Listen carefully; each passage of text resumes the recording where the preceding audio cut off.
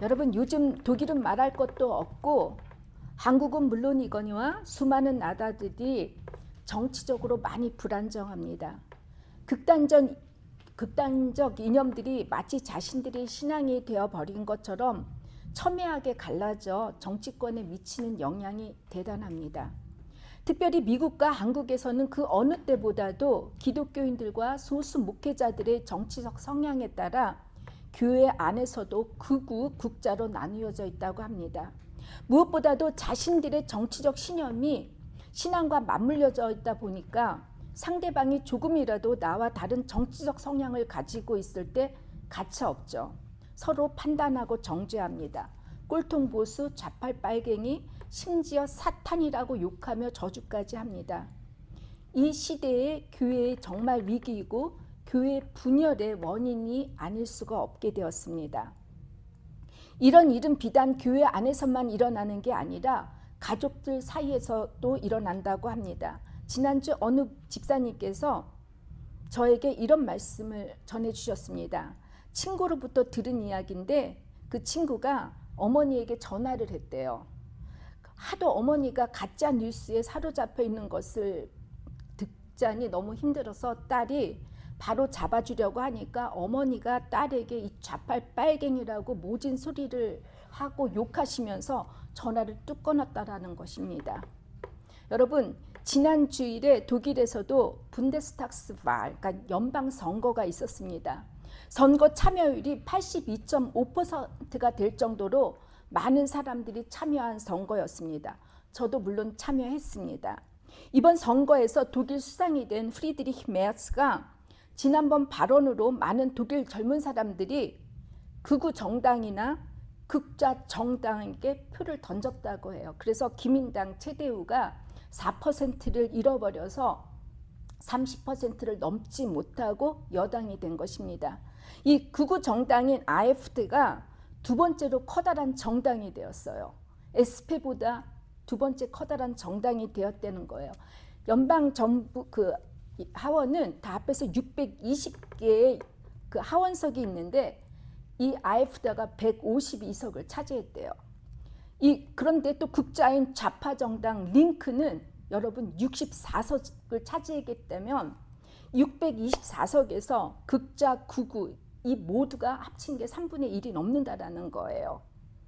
앞으로 저는 연방회의에 이 네오나치의 모습을 하고 들어올 의원들을 보게 될 것을 상상하니까 참 답답합니다. 이것이 현실이 되어버렸어요. 참으로 독일에 살고 있는 많은 외국인들이 어떤 심정이 될지 참으로 염려가 됩니다. 이런 상황 속에서 제가 성전 정화에 대한 설교를 한다는 것에 대한 사실 부담이 매우 컸고 고민이 되었습니다. 대부분 많은 미식가들은 그들의 입맛에 맞추어 음식점을 선호하죠. 마찬가지로 설교에 대해서도 미식가들이 있죠. 자신들의 성향이나 가치관에 맞는 설교자들의 설교를 선호하고 그분들을 찾습니다. 요즘 같은 시대에서는 목회자의 정치적 성향에 따라 교회도 선별한다고 합니다. 어떤 목사님들은 강단에서 정치적 발언하는 것을 꺼린다고 해요. 교인들의 눈치를 봐야 하기 때문이죠. 특별히 교인 한 사람을 얻기가 힘든 이 작은 교회를 섬기는 목사님들께는 정치적 발언은 불문율이라고 합니다. 저도 누구보다도 일주일 동안 힘들게 사셨던 성도님들 모두에게 감동과 위로가 되는 그 은혜와 축복이 담긴 설교를 전하고 싶을 때가 참 많습니다. 불편한 설교를 전하는 것이 솔직히 부담이 되고 피하고 싶어요. 요즘 우리가 영적 독서 모임에서 나누고 있는 필립 얀시의 우리가 알지 못하는 예수의 7장을 보게 되면 불편하게 하는 설교라는 그 소재가 있죠. 독일 말로 보니까 아이는 안슈투세 프레딕트. 그러니까 이 말이 뭐냐면 뭔가 우리의 내면을 찌르는 것 같은 거슬리는 설교라는 것입니다. 참으로 우리의 마음을 불편하고 거슬리게 할 주님의 산상수 말씀이 역설적으로 우리 모두를 성경 그 독서 모임 참석한 모두에게 눈물을 짓게 만들었고 주님의 은혜가 얼마나 놀라운지 깨닫게 되는 시간이었습니다. 제가 지난주에 말씀드렸죠. 혹시 여러분 오늘 제 입을 통해서 주님의 메시지를 듣는 분들 중에 불편하신 분들이 계시다면 지금까지 여러분이 갖고 있었던 고정관념이나 신념과 신앙을 잠시 내려놓으시고, 그럼에도 혹시 내가 그동안 알지 못했고 깨닫지 못했던 것을 혹시 주님께서 알려주시지 않을까, 그런 마음으로, 그런 오픈 마인드로 들어주시기를 간절히 부탁드립니다. 우리가 방금 전 함께 읽었던 성경 전화에 대한 이야기는 각 복음서마다 조금씩 차이가 있지만 이 4복음서 안에 모두 기록되어 있습니다. 그러나 몇 가지 요한복음서와 차이가 있습니다. 첫 번째는 공관복음서와 달리 요한복음에서는 성전 정화 사건을 예수님의 사역의 초기 사건으로 기록을 했고, 반대로 공관복음에서는 예수님의 순환 사건의 시점으로 봤습니다. 다시 말해 예수님께서 십자가를 지시기 위하여 예루살렘으로 입성하신 후로 봤다는 것이죠. 두 번째는 성전 정화 사건의 기록 내용이 좀 달라요. 다른 공관복음에서는 예수님이 노끈으로 채찍을 만들어 성전을 깨끗이 하셨다는 이런 구체적인 내용이 빠져 있고, 이것은 요한복음서에만 기록되어 있습니다. 세 번째는 공관복음서에서는 예수님께서 성전 정화를 하시고 이사야 말씀을 인용하시죠. 내 집은 만민이 기도하는 집인데 너희들이 강도의 소굴로 만들었다라고 이렇게 하시지만, 요한복음에서는 내 아버지의 집을 장사하는 집으로 만들지 말라라고 하셨습니다. 네 번째는 예수님의 성전 정화 사건 이후 유대인들이 예수님께 표적을 구하는 내용인데, 이 말씀이 공관복음서에서는 전혀 언급되어 있지 않습니다. 저는 그래서 오늘 여러분과 함께 본문 말씀을 요한복음의 저자 입장에서 성전 정화 중심으로 본문 내용을 묵상하기로 하고, 혹시 여러분들이 오늘 제목이 우상이 되어진 교회인데, 여러분이 혹시 나는 하나님을 사랑하지만 교회가 우상이 된 적이 있었는지 한번 스스로에게 물어보시기를 바랍니다. 많은 분들은 교회가 하나님을 사랑한다라고 하는 그 사랑이 우상으로 될 수가 있기 때문에 오늘은 여러분께서 내가 공동체를 어떻게 생각하고 있는지를 한번 생각해 보시는 시간이 되기를 바랍니다. 여러분, 예루살렘 성전은 모두 3번 지어졌어요. 맨 처음 솔로몬 왕으로 인하여 지어졌죠. 그래서 솔로몬 성전이라고 하고, 이거는 거의 13년에 걸쳐서 지어졌습니다. 두 번째 성전은 수룹 바벨 성전입니다. 70년에 바벨론의 포로 생활을 마치고 예루살렘을 귀환한 이스라엘의 지도자 수룹 바벨에 의해서 이제 재건되었죠. 그동안 바벨론에 의해서 무너지고 불타 없어진 이 솔로몬 성전, 예루살렘 성전을 다시 재건했는데 20년이 걸렸다라고 합니다. 세 번째 성전은 헤롯 성전입니다. 수룹 바벨 성전이 재건된 지 이제 500년이 지나가고 있었죠. 그동안에 이스라엘은 아시리아, 바벨론에서 페르시아, 이렇게 해서 예루살렘이 멸망을 당했고, 페르시아 다음에 그리스에게 정복을 되죠. 근데 그리스의 그 알렉산더 대왕이 죽고 나서 이 그리스 제국은 4개국으로 나눠졌어요. 그럴 때 이 4개국으로 분열된 이 한 곳이 시리아, 이집트를 뺀 그 시리아 근동, 예루살렘을 포함한 그 지역인데, 이 지역을 이제 셀루투스 장군에 의해서 이제 관할을 되는데, 이때 시리아의 총독인 아니오코스 파네스가 이 예루살렘을 다스렸는데, 이 사람이 예루살렘 그 수룹 바벨 성전을 아주 더럽히고 맙니다. 그는 예루살렘 성전 안에 제우스 신을 이렇게 세워놓고 이스라엘 사람들이 가장 불결하게 생각하는 돼지 피로 제사를 드리는 이런 끔찍한 만행을 저지르게 됩니다. 그리고 나서 이제 그리스가 로마에게 멸망을 당했죠. 예루살렘은 이제 로마에 의해서 지배를 받게 되는데 이 더럽혀진 성전을 새롭게 보수를 하는데 그 보수를 한 사람이 다름이 아닌 헤롯이었습니다. 헤롯은 로마에게 돈을 주고 유대의 분봉왕을 샀기 때문에 백성들의 원성이 아주 높았어요. 그래서 그는 유대인들의 환심을 얻기 위해서 대규모로 성전을 새롭게 보수했고 자기 이름을 따서 이제 헤롯 성전이라고 칭했죠. 성전 보수 공사가 완성이 되기까지 여러분 얼마 걸렸냐면 46년이나 걸렸다고 해요. 그러면 얼마나 커다란 공사였겠습니까? 헤롯 성전은 예루살렘 전체 면적의 6분의 1, 그러니까 18,000평 정도의 넓이였고 성전 길이가 길게는 480m, 높이는 20m 정도 되었고 성전 대부분은 대리석으로 지어졌고 심지어 돌 한 개 높이가 12m가 달했고 돌의 무게가 100톤이 될 정도로 어마어마했고 웅장했다고 합니다. 여러분 지금처럼 뭐 이런 기계가 없는 상태에서 이 성전을 46년 동안 지었다고 생각해 보세요. 헤롯 성전이 얼마나 대단한 건축물이었는지 당시 지중해 중근동 지역의 최고의 건축물로 꼽혔다고 합니다. 마가복음 10장 1절에서도 성전을 방문한 자는 누구나 감탄하지 않을 수 없었다고 할 정도로 이렇게 아름다웠다고 합니다. 성서와 지성소의 기본적인 규모는 변함없이 유지되었지만 성전 뜰은 안뜰과 바깥뜰로 재편되었다고 해요. 안뜰에는 세 부류를 위해 구분되어 지어졌는데 제사를 담당하는 제사장들을 위한 뜰, 거기서 이제 제사들을 지리겠죠. 그리고 그 제사를 지켜볼 수 있는 남자들, 유대인 남자만을 위한 뜰이 있었고 그리고 유대인 여자들만이 들어갈 수 있는 여인의 뜰이 있었다고 합니다. 이 바깥뜰은 이제 안뜰 말고 이 바깥뜰은 유대인들이 아닌 여러분과 저 같은 이방인들이 출입을 할 수 있는 이방인 뜰을 만들었는데 이 뜰은 웅장한 기둥으로 아주 높이 둘러싸였다고 합니다.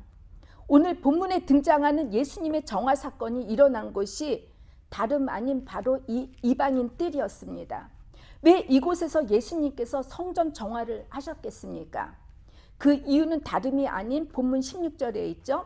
아버지의 집으로 장사하는 집, 한마디로 시장터를 만들었기 때문입니다. 그렇다면 왜 하나님 아버지의 집인 예루살렘 성전으로 장사하는 시장터로 변질케 했는지 그 이유가 무엇일까 한번 생각해보고 예수님께서 어떻게 성전을 구체적으로 정화하셨는지 살펴보겠습니다. 여러분 헤롯 성전을 46년 동안 걸려서 지었다면 당연히 그것을 위해 소요된 건축비가 어마어마했을 거예요. 건축비뿐만이겠습니까? 그 유지비가 필요했겠죠. 이 성전에서 종사하는 사람들이 많았을 거고 이들을 다 먹여 살려야만 했을 거 아닙니까? 여러분 바티칸에 성 베드로스, 그러니까 베드로 그 대성당을 짓기 위해서 얼만큼 걸렸는지 아십니까? 121년이 걸렸어요. 이 성 베드로 성당 건축 재정을 만들기 위해서 만들어낸 것이 무엇인지 아십니까? 압라스브리프, 면죄부 판매죠. 몰랐어요? 근데 이 면죄부를 팔기 위해서 요한 테첼 같은 사람은 이제 유럽 곳곳에 순회 선교를 다니면서 돈이 헌금동에서 울릴 때, 그땐 지폐가 없었겠죠? 울릴 때 영혼이 연옥에서 뛰쳐나온다고 했어요. 그러니까 wenn das Geld im Kasten klingt, die Seele aus dem Feuer springt. 많은 사람들은 연옥이 있다라고 카톨릭은 지금도 믿고 있어요. 그러니까 지옥을 가기 전에 연옥에서 있는데 내가 이 면죄부를 살았을 때는 죽은 내 엄마 아빠가 아니면 조상들이 내가 이 돈을 얼만큼 내느냐에 따라서 연옥에서 나올 수 있다라고 믿는 것이죠. 그래서 카톨릭은 지금도 죽은 자를 위해서 기도하는 게 있죠. 다시 말하면 헌금을 잘해야만 지옥을 면할 수 있다는 전혀 복음과 상관없는 말로 사람들의 눈과 귀를 가리게 했고 속은 것이죠. 한마디로 가짜 뉴스를 퍼뜨린 것입니다. 이처럼 해적 성전을 짓기 위한 막대한 재정 충당과 성전 유지를 위한 자금이 필요했을 것이에요. 그래서 이들은 성전세를 요구했습니다. 제가 이 설교를 준비하기 위해서 바티칸에 얼마큼 성전 그 입장료를 요구하나 봤더니 성 페드루스 교회는 대성당은 공짜인데 엘리베이터를 타면 10유로, 층계 올라가는 건 8유로라고 합니다. 그래도 참 양심 있죠. 바티칸은 사실 돈이 되게 많아요. 이 성전세는 이스라엘의 남자 중 20세 이상이면 이제 반세겔을 내게 했대요. 한 세겔이 당시 장정의, 그러니까 뭐 장정이면 뭐 우리나라로 말하면 오피시어가 장교죠, 그죠? 장교 임금에 해당했대요. 그러니까 4일치 임금. 그러면 반세겔은 여러분 장교의 2일치 임금이었다라는 거예요. 장교 월급 얼만큼 받아요? 모르죠. 선영재님 아십니까? 잘 모르죠. 아무튼 장교가 받아야 할 2일치 임금이었대요. 그런데 여러분 당시의 화폐가 두 종류가 있었다고 합니다. 일반 시장에서 사용하는 이 로마 화폐와 성전에서 사용하는 유대인들의 화폐인데, 이 일반 화폐에는 로마 그 황제의 그림이 그려져 있기 때문에 우상을 섬기지 말라고 하는 이 유대인들은 이 화폐를 성전에서 절대로 사용을 안 한 것이에요. 성전에서만 사용하는 유대인 화폐를 만들었다는 거예요. 그렇다면 이 로마 화폐를 사용하던 사람들이 성전에 왔을 때는 유대 화폐로 이걸 환전해야 될 거 아니에요. 이 환전상들이 있는데 오늘 말했던 게 돈을 엎은 것들, 이 환전상들이 여러분 수수료를 엄청나게 요구했다라는 것입니다. 또 예루살렘 성전의 자금을 마련하기 위해 그들은 제사에 드릴 제물을 이용해 성전을 변질시켰던 거예요. 보통 이제 예루살렘 성전으로 올라갈 때는 유월절과 같은 큰 절기나 제사를 드리기 위해서 올라가죠. 그러면 제사를 드리려면 제물을 바쳐야 했죠. 이 제물로 드려질 짐승은 여러분 알다시피 전혀 흠이 없어져야 합니다. 그렇다면 아주 먼 곳에서 오는 사람들이 이 흠이 없는 짐승을 예루살렘 성전까지 끌고 오는 것이 쉬웠겠습니까? 그렇지 않았겠죠. 오다가 다리가 부러질 수도 있고 상할 수도 있을 거 아니겠습니까? 거기에다가 제사에 쓰여질 짐승이 흠이 없는지 있는지를 이 검사할 검사관을 두었대요. 근데 이 검사관들이 이제 제사를 드리기 전에 이 짐승을 검사하는데 검사료를 또 받았다는 거예요. 그러면 이 검사료를 받는 이 검사관이 멀쩡한 짐승도 뭐를 잡으면서 이거 흠이 있다고 얘기할 거 아니에요. 돈을 받아야 될 거 아니에요. 이 모두가 자신들의 주머니를 채우기 위해서 이제 온갖 구실을 대어가지고 여러분 성전에서 나오는 그 이권을 차지하기 위해서 돈을 벌었다는 것입니다. 결국은 여러분 제사를 드리러 오는 사람들은 하는 수 없이 성전에서 파는 짐승들을 살 수밖에 없었겠죠. 그런데 성전 밖에서 파는 짐승들보다 20배를 바가지를 씌워서 팔았다는 거예요. 더욱이 소나 양으로 제물을 드릴 수 없는 이 가난한 사람들은 뭐로 드리죠? 비둘기로 드리잖아요. 그렇죠? 근데 이 비둘기를 20배를 넣고 샀다고 생각해 보세요. 특별히 6월절 때가 되면 얼마나 많은 사람들이 예루살렘을 성전을 방문하겠습니까? 한 1년에 한두 번, 그리고 멀리서 성전을 찾는데 이때 예루살렘에 오는 인구가 200만 정도였대요. 그러면 엄청난 거죠. 그러면 이 찾아오는 사람들, 가난한 사람들이 숙박비에 성전세에 검사료까지 지불해야 한다면 엄청난 부담감이 컸을 것입니다. 그렇다면 6월달 그 시즌에 벌어들이는 돈 끝나게 많겠죠. 끝내주게 많을 거예요. 이렇듯 부자들은 성전을 이용하여 막대한 부를 축적했고 부패한 성전 귀족들은 돈에 눈이 멀어서 백성들의 아픔에는 아랑곳 없이 자신들의 권력을 이용하여 백성들의 주머니를 착취했던 것이죠. 성전이 요즘 말로 돈을 같이 하는 뺑쟁이라고 그러나 고리 대금업자나 별다를 바가 없었다는 것입니다. 성전은 어느새 돈을 벌고 생계를 보장할 수 있는 사업이 돼버린 거예요. 하나님의 임재가 있고 하나님을 만날 수 있었던 예루살렘 성전이 자신의 본질을 잃어버리게 되니까 어느새 성전은 시장터가 되어버렸고 부패의 온상으로 변질이 되었다는 것이죠. 여러분, 교인들의 숫자가 많아지면 많아질수록 그들이 수용할 예배당이 필요하죠. 교회 건축을 해야 할 거예요. 교우들이 이제 떠나지 못하도록 그들을 충족시켜 줄 수 있는 이제 프로그램이나 활동들을 제공해야 하죠. 여러 부서나 그룹이 필요하고 그 그룹을 리더할 리더자들이 필요합니다. 심지어 교인들이 이제 멀리서 오는 교인들이 불편할까봐 교회에서 뭐를 운영하죠? 버스를 운영해서 싹싹 다 끌고 오죠.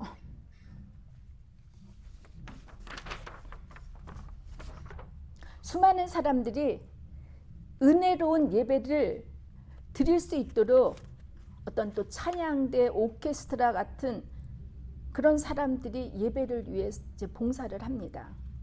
여러분, 혹시 이런 교회를 꿈꾸고 계십니까? 아멘입니까? 저는 참 우리 교회 분들 존경해요.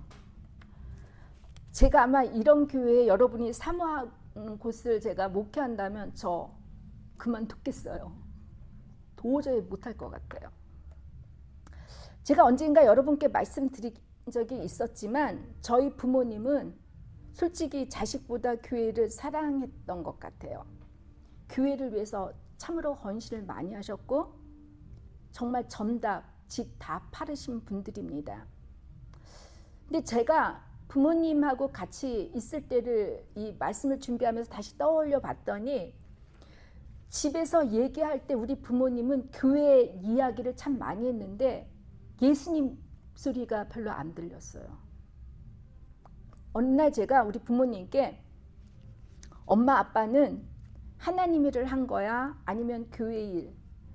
엄마 아빠의 일을 한 거야? 라고 물어본 적이 있었습니다.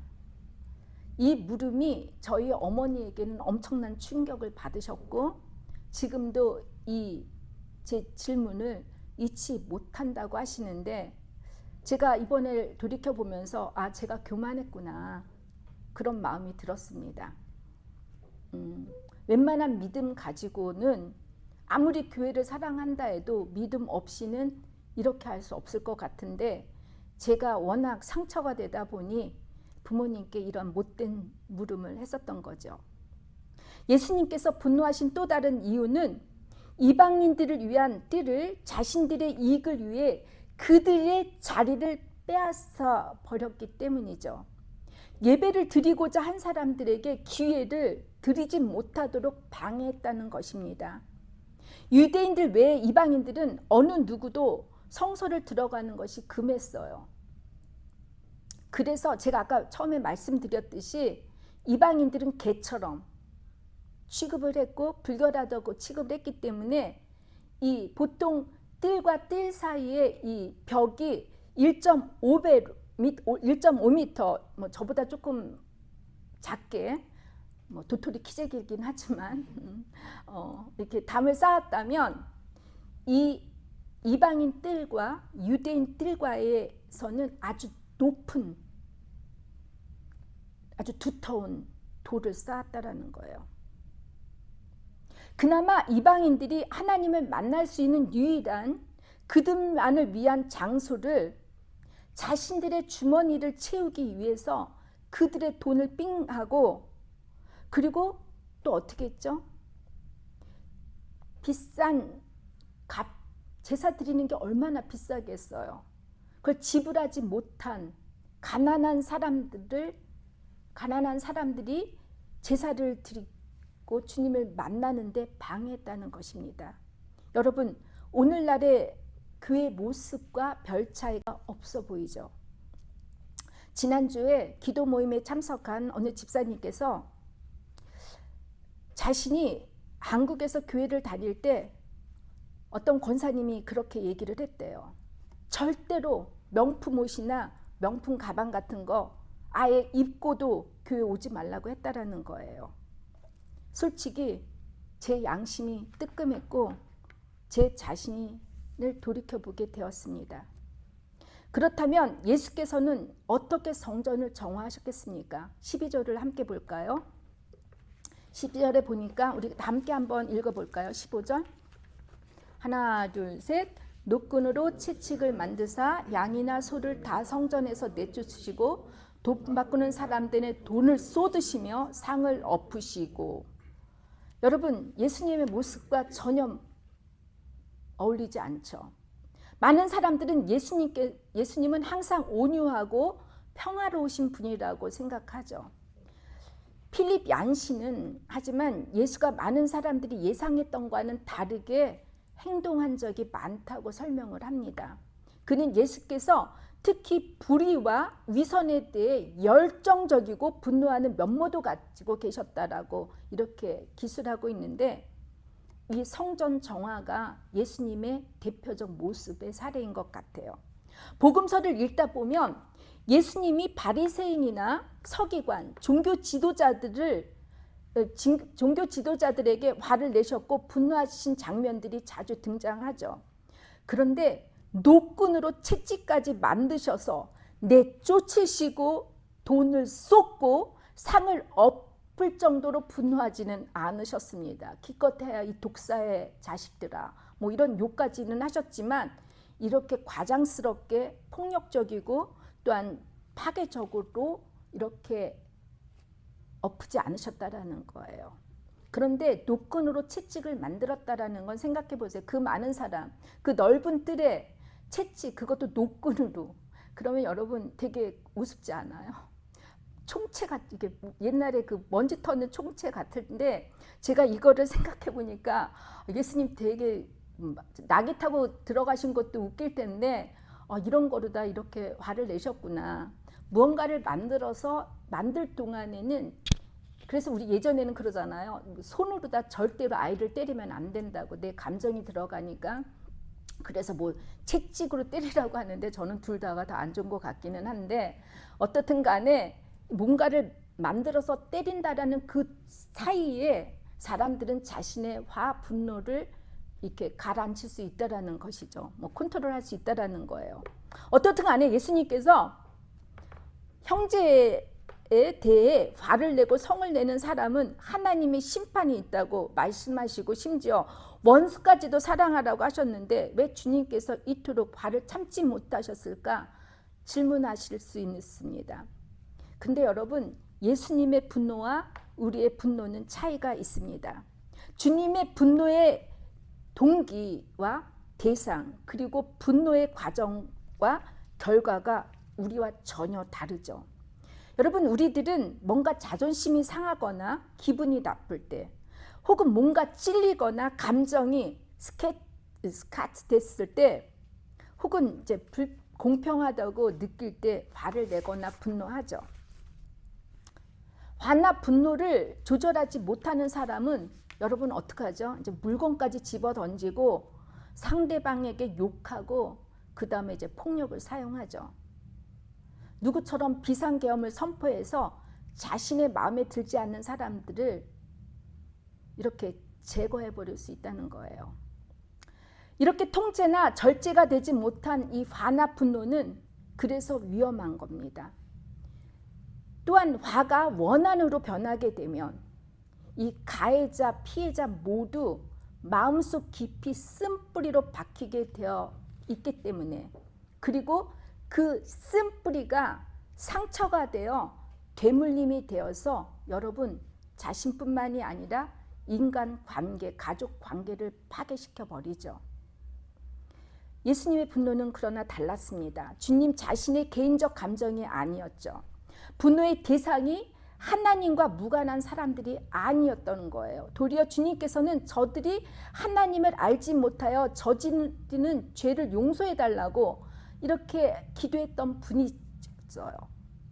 주님께서는 하나님을 누구보다도 잘 알고 열심히 믿는 이들이 자신들에게 주어진 기득권을 앞세워 자신의 욕심을 채우는 이것에 분노하셨던 것입니다.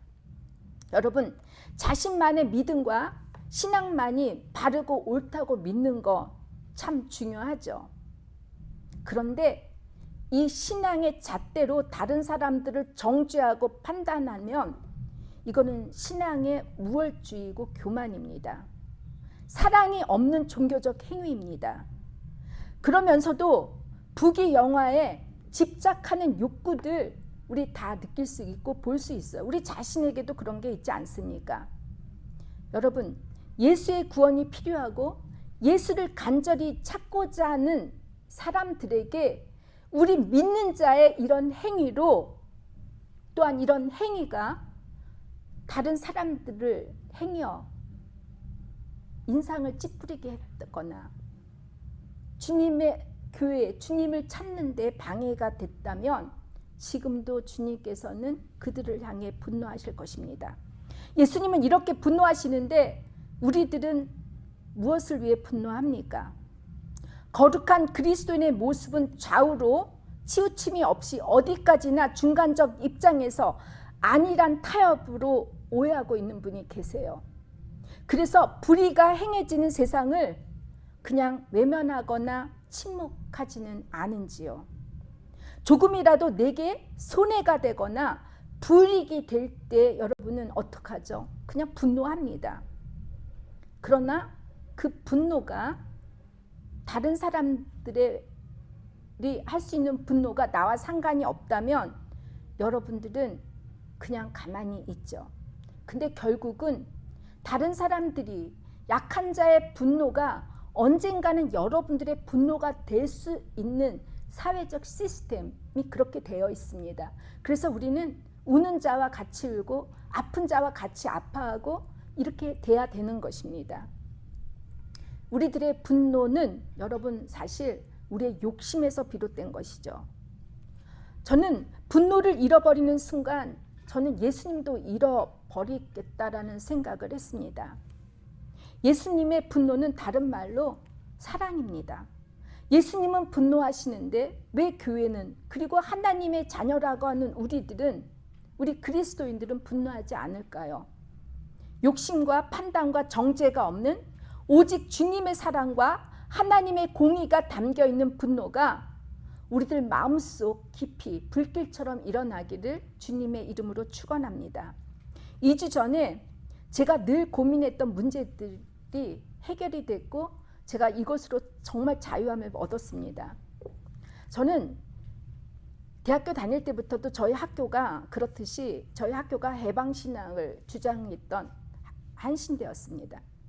신사참배에 유일하게 협력하지 않은 교단이었죠.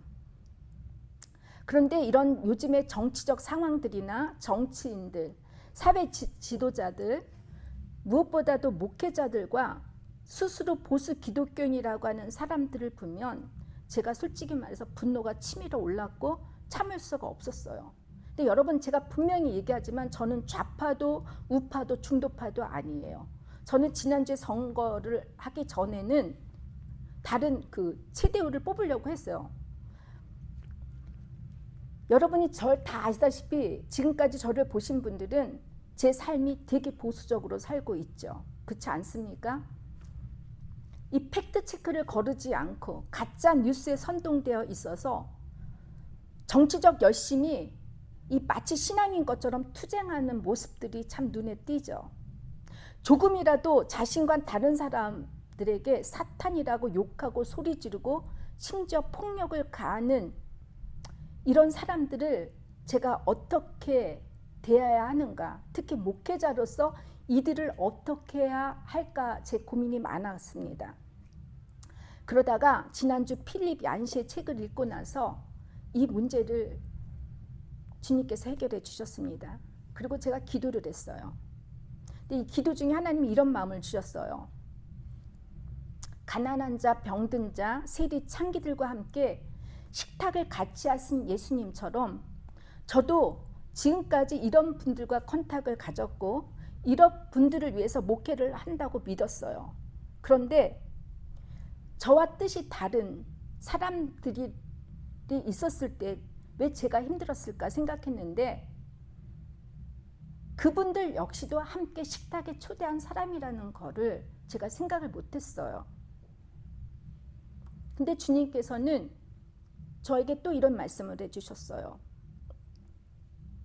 그들을 다 함께 너가 식사를 나누고 하나님과 함께 축제를 벌이지만 너가 갖고 있는 소신, 너가 지금까지 쌓아왔던 그 예수님의 산상수훈에 기초가 되어 있던 이 가난한 자, 병든 자, 소외 단장과 함께 울 수 있는 그 목회에 대한 신념, 소신은 버리지 말라고 하셨습니다.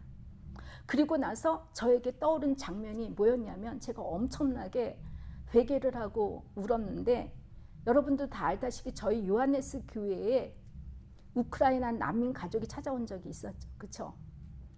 기억하시죠? 근데 이분들이 이제 아이들을 셋을 데리고 왔는데 첫째 주에 남편이 왔고 이제 둘째 주에 왔는데 이 엄마분이 아이들을 케어를 전혀 안 했어요. 엄마분은 아이들은 그냥 먹는데 정신이 없이 먹었던 거예요.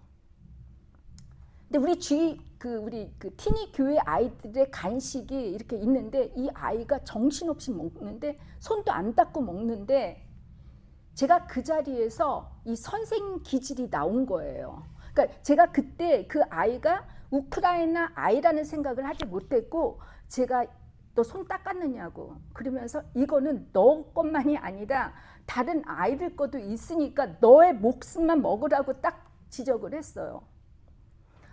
그리고 나서 저희 교회 헌금통이 있었잖아요.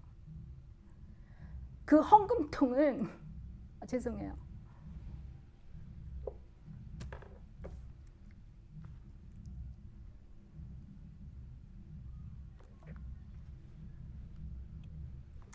제가 정윤주 집사님한테 집사님 저 헌금통 조심해야 된다고 말했어요. 제가 외국인들을 특히 난민인들을 돕다가 제가 쓰리를 맞은 적이 있었어요. 지갑 다 털려가지고 그것도 칼스루에서 있었던 일이어서 제가 엄청나게 고생을 했고 그런 트라우마가 저에게 있으니까 갑자기 헌금통이 생각이 나는 거예요. 근데 지난주 기도하는데 그 헌금통이 좀 없어지면 안 되느냐고. 그 먹는 거 그 아이들이 다 먹으면 안 되겠느냐고. 너네들은 그거 없이도 살 수 있지 않았겠느냐고. 그런 말씀을 저에게 하셔가지고 제가 많이 회개를 했습니다.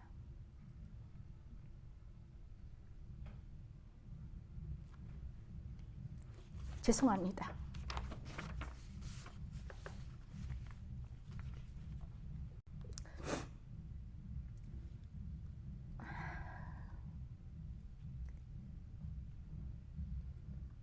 여러분, 사랑할 수 있기 때문에 우리도 예수님처럼 분노할 수 있다고 저는 믿습니다. 하나님께서 원하시고 뜻하신 하나님의 나라, 하나님의 공의가 우리가 살고 있는 이 땅, 이곳에서 여러분과 저를 통해 실현되기를 간절히 축원합니다. 성전 정화를 마치고 나서 유대인들은 18절 예수님께 당신이 이런 일을 행할 수 있는 권리가 있다는 것을 증명할 수 있는 표적을 행할 수 있느냐고 물어보죠.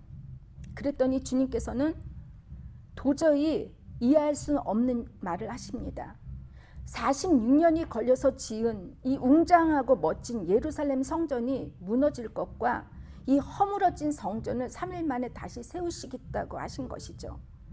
제자들도 이 말씀을 깨닫지 못했다가 예수님께서 죽은 자 가운데서 부활하신 후에야 비로소 믿었다고 합니다. 여러분, 주님이 성전이라는 것입니다. 성전은 하나님과 인간의 만남을 중재하는 곳입니다. 이제는 예수님께서 하나님과 인간을 중재하시는 중보자가 되셨다는 것입니다. 예수님의 성전 정화 사건을 통해서 성전의 진정한 의미를 드러내신 것입니다. 성전인 주님께서 옛 성전을 찾아오셔서 옛 율법 시대가 끝나고 새로운 예수님의 성전의 시대로 만드셨고 이걸 지으셨고 이 성전의 시대가 지금까지 계속되고 있다는 것입니다. 예수님은 옛 성전을 찾아오심으로 이 옛 시대, 율법의 시대가 지나가고 은혜의 새로운 시대가 시작되었음을 알리신 것이죠.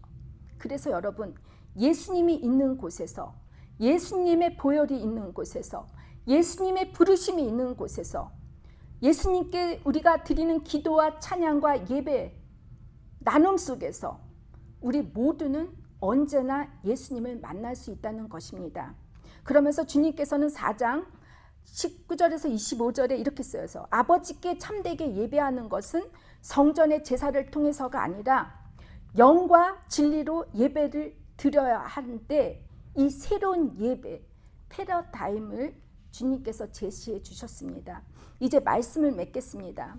하나님께서 거룩하니 너희도 거룩하라고 하셨듯이 주님의 성전인 우리의 몸도 성전이고 거룩해야 합니다. 예수님의 성전 사건은 엄밀히 따졌을 때 성전 안의 모든 잘못된 폐악과 제도를 무너뜨린 것이죠. 여러분, 처음에 제가 질문했을 때 여러분의 교회가 자체가 우상이 될 수 있다는 것 참 쉽습니다. 그렇지 않습니까? 내가 예수님으로 인해서 여러분 시험 받습니까? 예수님으로 인해서 낙담합니까? 교회 때문이 아닙니까? 내가 교회를 너무 예수님보다 사랑하고 있는지 여러분들이 다시 한번 생각해 보시기를 주님의 이름으로 부탁합니다. 이제 다음 주부터 고난주가 시작되죠. 우리 모두를 기도하는 하나님의 성전으로 새롭게 만드시기에 주님께서 십자가의 고난을 감당해야 하셨습니다. 이 시간 속에 시장태어가 버린 우리의 마음, 우리의 욕심, 아직도 꿈틀거리고 있는 이 죄악들, 무늬만 크리스찬이었던 거룩을 가장했던 우리의 신앙적 위선과 행위와 말들이 새로 성전으로 깨끗해지기를 주님의 이름으로 축원합니다.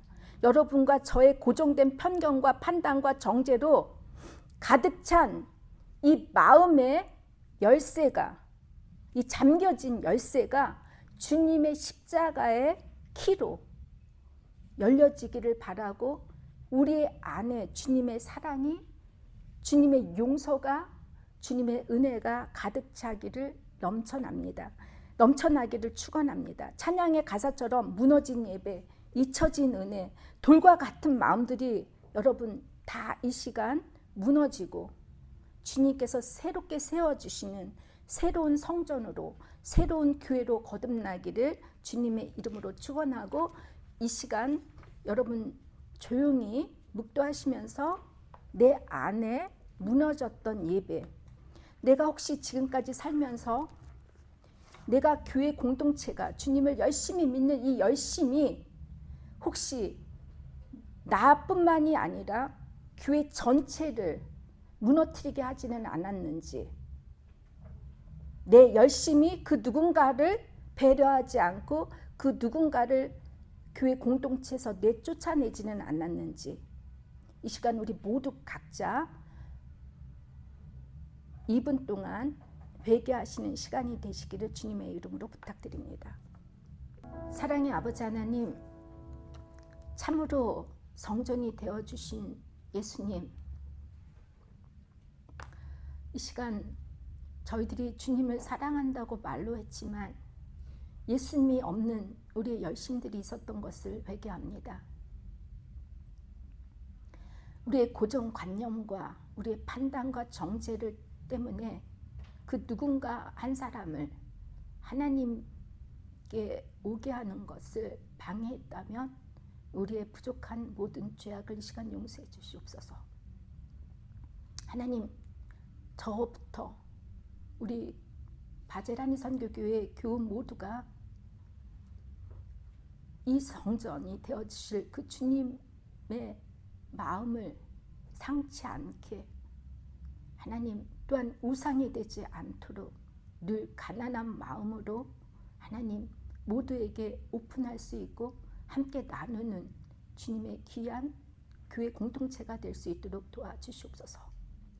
우리들의 판단, 무엇보다도 저의 판단했던 모든 잘못을 이 시간 주님 깨끗이 씻어주시고 용서하여 주셨기만을 간절히 바라옵고 예수님의 이름으로 기도를 드립니다.